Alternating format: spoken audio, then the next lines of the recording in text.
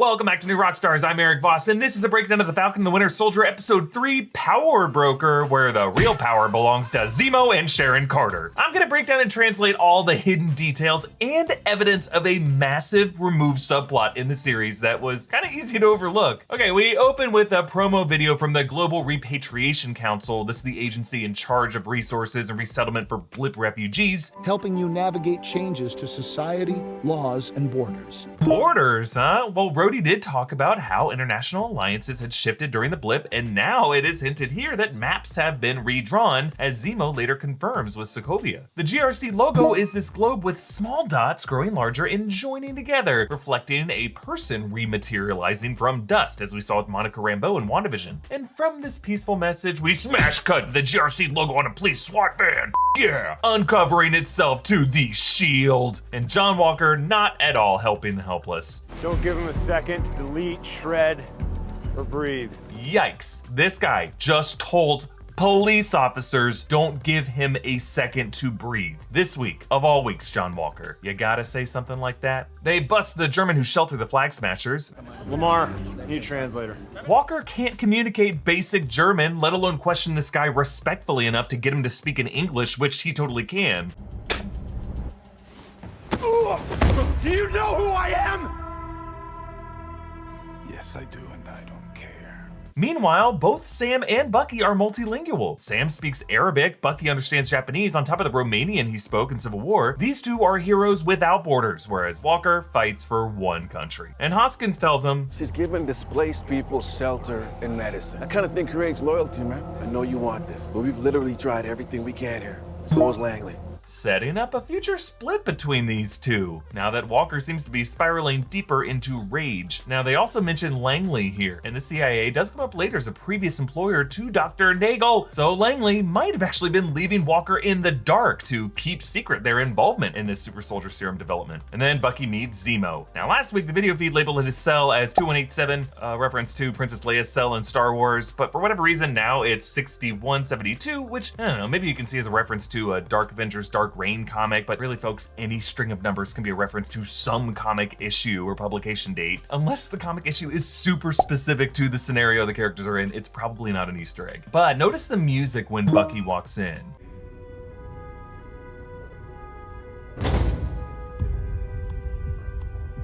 Yeah, composer Henry Jackman brings back Zemo's melody from Civil War. And if you continue to listen as Zemo repeats the Winter Soldier activation code words, Желание, Javoy. 17. Those days are over. Jackman's Winter Soldier scream creeps back in, but that echo goes silent as Bucky shoos him away, with his line saying those days are over. He is currently in control of this. Now, all of this plays out concurrently with Bucky and Sam's later meeting, which is kind of a screenwriting tool of heist in progress, where characters will explain a seemingly hypothetical future plan while we intercut with that plan actually already in progress. It kind of saves time, it helps with the pacing, but in this case with Zemo, I will say it did make his escape feel a bit easy. But I am interested in how Bucky asks Zemo, What's the book you're reading? Machiavelli.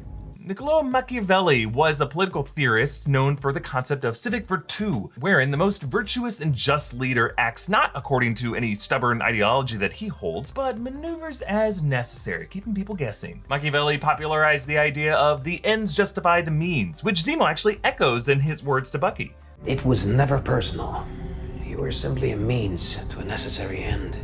Zemo is certainly a Machiavellian figure in the way that he now puts his old Avengers hatred behind him to use Falcon and Bucky towards some new end goal. But what is that goal exactly? Well, look closely at his book. This is actually a German version of Roger D. Master's Fortune is a Raging River, how Leonardo da Vinci and Niccolò Machiavelli wanted to change history. So this book isn't just about Machiavelli, but Machiavelli's friendship with contemporary Italian Renaissance figure and fellow Florence resident Leonardo da Vinci, and how their complementary worldviews shaped the new age of civilization. So if Zemo sees himself as Machiavelli, who is his silent partner, his Da Vinci, that he's not telling Bucky about? Who's his enlightened inventor, his seeker of the Vitruvian Man? Well, we might get a clue in the next scene. These are mine, collected by family over the generations. So, Zemo's rich. In fact, you almost expect to see among this collection of the hottest wheels in the MCU, the V16 Roadster, which was driven by Red Skull in the first Cap film, which Red Skull handed off to whom? Not a scratch, Doctor. Not a scratch. Yes, Arnim Zola, Red Skull's right-hand man who reappeared in Winter Soldier as an AI algorithm, revealing through the lines of computer code he corrupted S.H.I.E.L.D. into Hydra since the 70s. Marvel Studios loves this guy so much, he even reappeared in Avengers Endgame with Howard and Tony talking about him, and a little visual cameo in the background. And the Endgame screenwriters have said they want to see him come back in a future Marvel title with his robotic android body from the comics. Now, MT and I have been on this Zola train since before the season even began. We could actually get a Zola cameo. I was about to say the same thing. I think we're on the Zola train. Zola, like, Zola. Zola. Oh my God. And back in that first Cap film, Zola joined Red Skull in his Da Vincian obsession with the perfect human form, an obsession that led to Zola's design of his android body for himself, which was a little visual Easter egg in that movie. So if Zemo does have a silent partner, his family's fortune could be rooted in a link to the fortunes of Johann Schmidt and his partner Zola. Now, in one of these cars is Zemo's iconic purple mask from the comics, where he was the son of Baron Heinrich Zemo, a Nazi scientist. His son Helmut Zemo adopts his father's white supremacist views, well, really his Zemo supremacist views, and leads villain groups like the Masters of Evil and later the Thunderbolts. And now Zemo dons this coat with a fur collar, evoking that look from the comics. So all this time you've been rich? I'm a Baron, Sam. My family was royalty until your friends destroyed my country. Your friends destroyed my country. I mean, I know he's talking about the Avengers wrecking Sokovia, but you know, just paired with that butler's cringe at Sam in particular, and then how they laughed up serving them rotten food, and then Zemo's kind of virtue signaling about Marvin Gaye, there's just a lot of red flags there. And then add that to the jab about Sam's incarceration. You don't know what it's like to be locked in a cell. Oh, that's right, you do. But yes, referring to Sam's time locked up in the raft in Civil War. And then Zemo finds Bucky's list, with more names visible than when we last saw it, like Jay Weaver could be for John Weaver, a digital asset coordinator for the show. Elle Hudson is a PA on the show. And then Elle Atwood, of course, for Senator Atwood from episode 1. And we learn that this is actually the same exact notebook that Steve Rogers wrote his list in Captain America the Winter Soldier. So he must have given it to Bucky as a way to help Bucky acquaint himself in modern life. But instead, Bucky has to use it to list past wrongs he must right, like he can't move on to new things until he clears those demons. And then Sam reminds us how he actually told Steve to write down Trouble Man, and they debate about Marvin Gaye, and this episode actually came out on Marvin Gaye's birthday. But look at the book that Zemo has behind it. Peter Schellenbaum's Der Nein in der Liebe, translating to The No in Love, Delimitation and Devotion in the Erotic Relationship. It's a relationship psychology book from 1986 that, instead of using psychology terms, it used a lot of allusions to Greek mythology to try to explain it. You know who else was obsessed with mythology? Red Skull, whom Zemo brings up here. As a young soldier sent to Germany to stop a mad icon, do we want to live in a world full of people like the Red Skull? Now moving on, there is this really weird moment in the scene with Carly and Mama Donya. Carly, you better come upstairs. There's not much time. You should be with her now. Yeah, notice how we never see who is talking to Carly here. Also, we hardly meet Mama Donya, despite them casting Veronica Falcon, a talented actress with a large body of work. So what's going on here? Well, this was likely condensed during reshoots. This was new dialogue dubbed over it, and then it was all re-edited after rumors last year that a subplot in this series had to be altered due to similarities with the COVID-19 pandemic. Remember in episode 2, there were mentions of vaccines that they never really followed up on. And then notice later in this episode, when Dr. Nagel talks about Donya, again, the camera cuts away, his audio quality shifts a little bit when he says which disease she was suffering from. But a couple of days ago, she called and asked if I could help someone named Donya Madani. Poor woman has tuberculosis.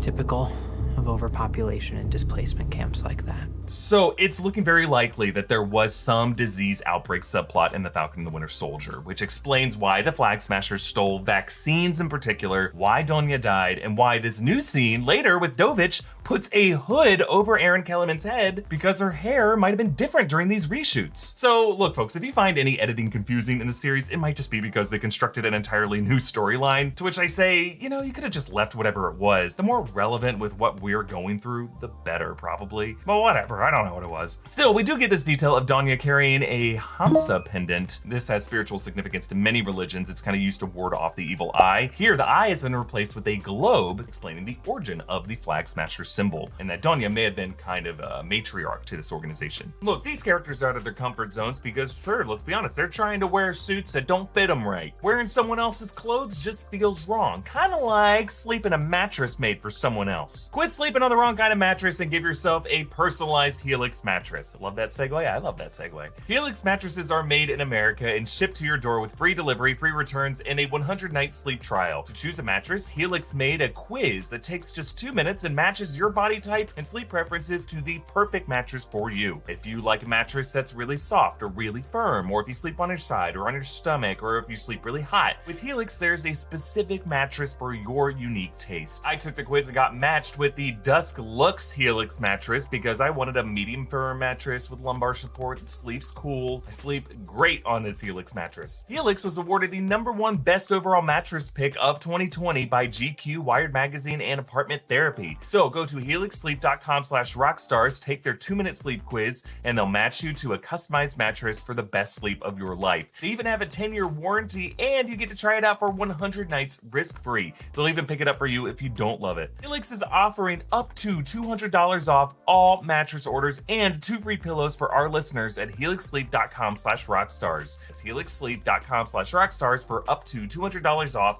and 2 free pillows. And then Madripoor, a criminal haven located near Singapore, divided into High Town and Low Town. We actually saw this teased on a postcard in the end credits with Filipino Tagalog translating to One World, One People. And the music that actually plays during their entrance is Filipino rap track Amats by Shanti Dope. Sam has to disguise himself as Conrad Mack, the Smiling Tiger, an actual character in the comics. He's a villain who later became part of the Thunderbolts during the Civil War event. And among all these signs in Low Town is the Princess Bar, a dive visited by Wolverine in the comics when he goes under his Patch Logan alias. And then wall art warning, Power Broker is watching, very Big Brother is watching. And then the monkey face of the logo of the Brass Monkey Saloon, which is another Madripoor location from the comics. We've also seen this face in the end credits with Chinese characters over it translating to Gold, Corruption, and Accomplice. Inside, Sharon Carter sees them and then she sneaks off. And then moments later, got word from on high. You ain't welcome here. I have no business with the Power Broker. But if he insists, he can either come and talk to me. Sharon Carter could be working for this power broker, but she probably isn't the power broker herself. She just seems like a mobile operative. She's on the street, she's killing people, she's getting out there. She doesn't seem like someone sitting on a throne as Zemo describes the power broker, by the way, using the pronoun he. Every kingdom needs its king. Let's just pray we stay under his radar. In Madripoor, he's judge, jury, and executioner. So the power broker is likely some Marvel crime lord we have yet to meet, and my money is on the Mandarin, the true Mandarin, not Trevor Slattery, the one gonna be played by Tony Leung in Shang-Chi, the leader of the 10 Rings crime organization, someone who cares a lot about his reputation, and with a vast network of spies whom we've seen throughout the MCU. Zemo has some bad blood with them, which might have come from the deleted scene in Captain America Civil War in which Zemo gasses a bunch of other international arms dealers, which could have included some of the power broker's men. Zemo forces Bucky back into his Winter Soldier role, and notice how the Winter Soldier scream returns, but it doesn't subside this time, it intensifies.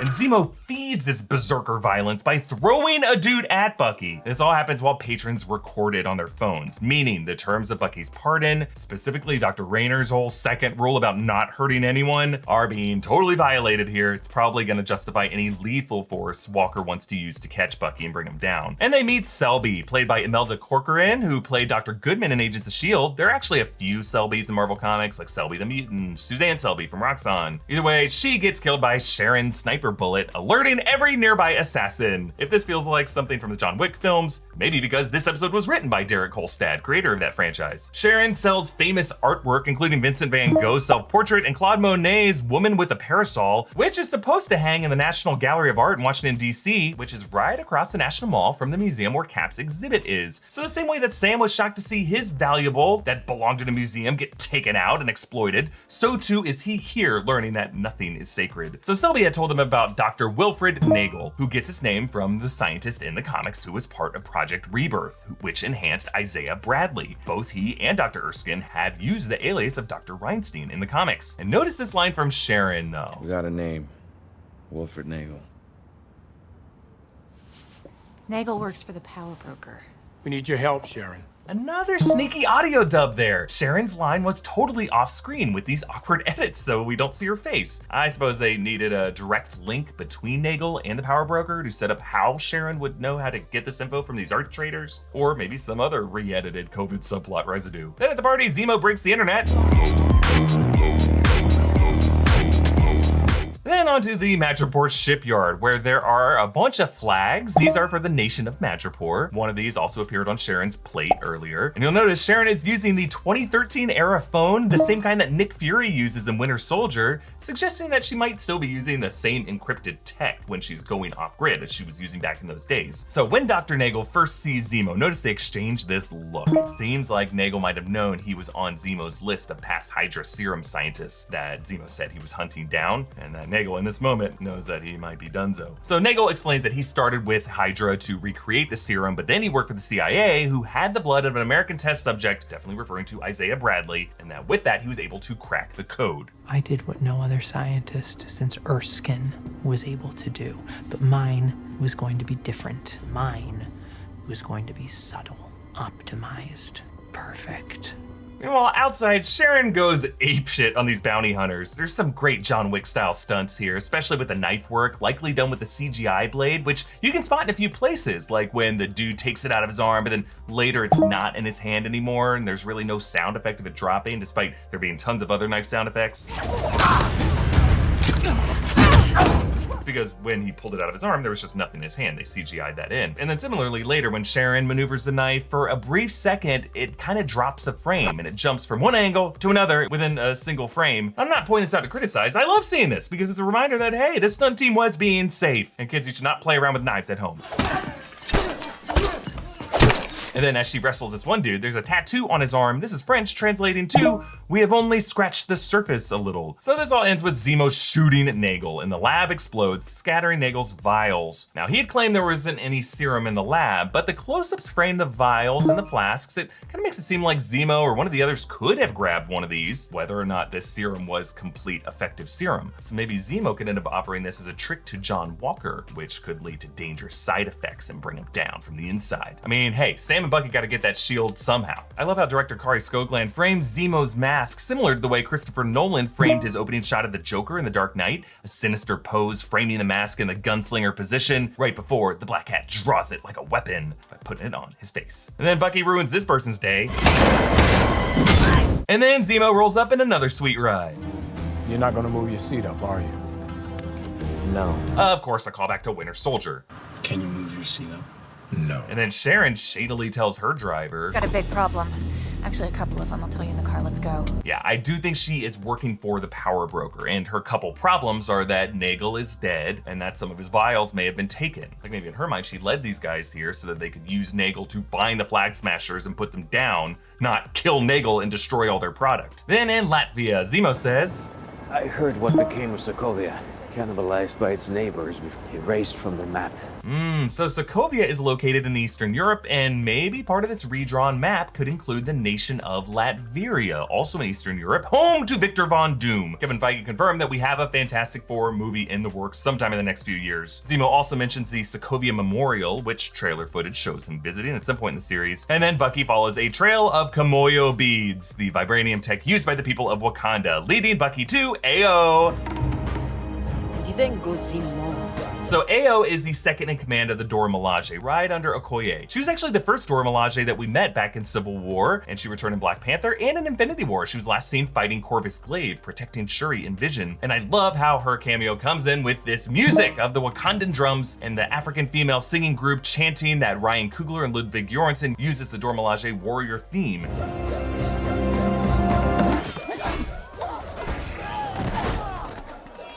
Now, as Sam warned earlier this episode, Wakanda is not gonna let it go that Zemo killed King T'Chaka, and are probably not too happy about his release. I also speculated inside Marvel that this whole Black Panther crossover could shed light on the longtime mystery ingredient to Erskine's serum formula, an ingredient that I think could have been derived from the Wakandan heart-shaped herb. Now, I do assume it's a bit too early to learn what Marvel's plans are for Black Panther 2 after Chadwick Boseman's passing, so I don't think we're gonna hear any references to T'Challa in the show. But at the very least, Bucky's role as the White Wolf of Wakanda could still be key to his future. Oh, by the way, this is our Anarchy Assembled shirt, available at newrockstarsmerch.com. Follow me on Instagram and Twitter at EA Voss, follow New Rockstars, and subscribe to New Rockstars here on YouTube for breakdowns of everything Marvel. Thanks for watching. Boom.